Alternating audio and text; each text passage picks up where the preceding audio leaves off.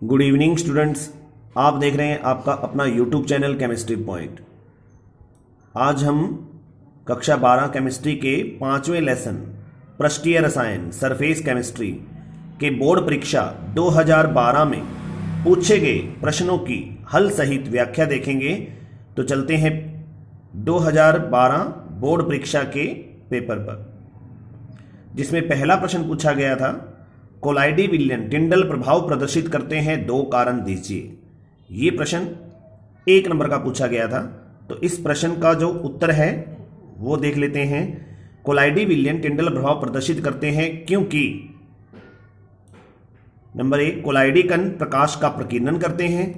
Number 2 प्रक्षिप्त प्रावस्था तथा प्रक्षेपण माध्यम के अपवर्तनांकों में अंतर होता है, इसी कारण कोलाइडी विलयन जो होते हैं वो टिंडल प्रभाव जो घटना है वो प्रदर्शित करते हैं।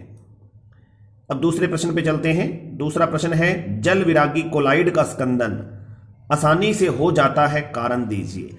जल विरागी या जल विरोधी जो कोलाइड है उसका कोगुलेशन यानी स्कंदन आसानी से हो जाता है। क्यों हो जाता है?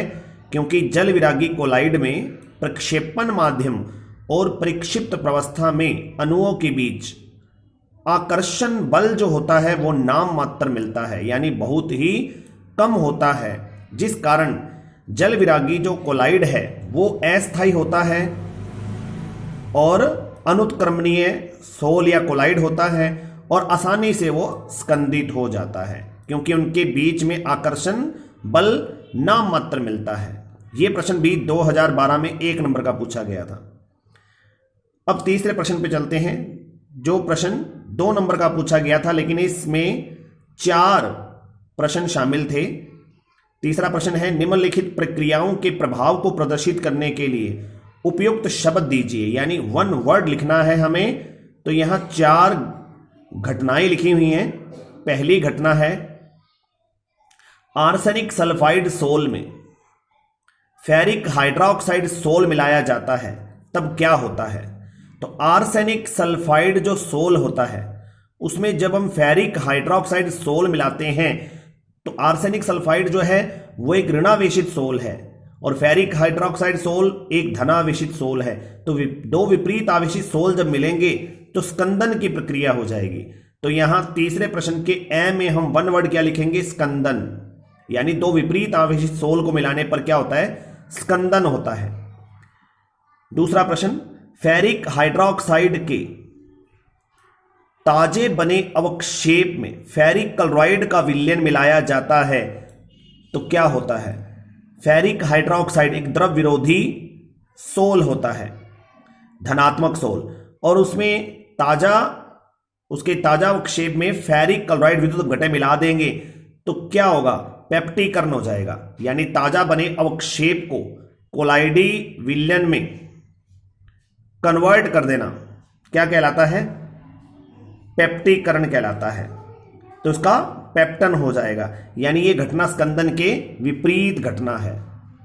और स्कंदन का मतलब होता है कि जो धनात्मक और ऋणात्मक जो सोल होते हैं या धनात्मक और ऋणात्मक जो कण होते हैं ये आकर्षित हो जाते हैं और इकट्ठे हो जाते हैं, गुच्छे बना लेते हैं, उस घटना को स्कंदन बोलते हैं। और स्कंदन के विपरीत जो घटना होती है उसे पेप्टीकरण कहते हैं, यानी फेरिक हाइड्रोक्साइड का ताजा बना अवक्षेप जो है उसमें जब हम फेरिक क्लोराइड विद्युत घटक मिला देंगे तो पेप्टन हो जाएगा, यानी सोल प्राप्त होगा। और वो सोल किसका प्राप्त होगा? फेरिक हाइड्रोक्साइड का। ये देखिए, ये सोल बन जाएगा। तीसरी घटना, आर्सेनिक ऑक्साइड के विलयन में H2S गैस प्रवाहित की जाती है, तब क्या घटना होती है? तो आर्सेनिक ऑक्साइड के सोल में जब हम H2S गैस प्रवाहित करते हैं तो आर्सेनिक सल्फाइड सोल प्राप्त होता है। ये देखिए रिएक्शन। तो आर्सेनिक सल्फाइड सोल जो कि ऋणात्मक सोल है वो प्राप्त होता है। इस घटना को बोलते हैं उभय अपघटन। तो यहां जो 1 वर्ड हम लिखेंगे वो लिखेंगे उभय अपघटन। इसके बाद जो तीसरे का अंतिम प्रश्न है वो देख लेते हैं। कोलाइडी विलयन में प्रकाश पुंज गुजरता है, तो कोलाइडी विलयन में जब प्रकाश पुंज गुजरता है तो हम जानते हैं कौन सा प्रभाव प्रदर्शित होता है? टिंडल प्रभाव। तो स्टूडेंट्स ये थे 2012 की बोर्ड परीक्षा में पूछे गए प्रश्न और उनकी हल सहित व्याख्या। तो स्टूडेंट्स अगर आपको ये वीडियो पसंद आई है तो इस वीडियो को आप लाइक और शेयर जरूर करें, और जो यूजर्स मेरे इस चैनल पर पहली बार विजिट कर रहे हैं वो मेरे इस चैनल को सब्सक्राइब कर दें और साथ में बेल आइकन को जरूर दबा दें ताकि मेरी आगे आने वाली हर वीडियो का नोटिफिकेशन आपको समय रहते मिल सके। Thank you.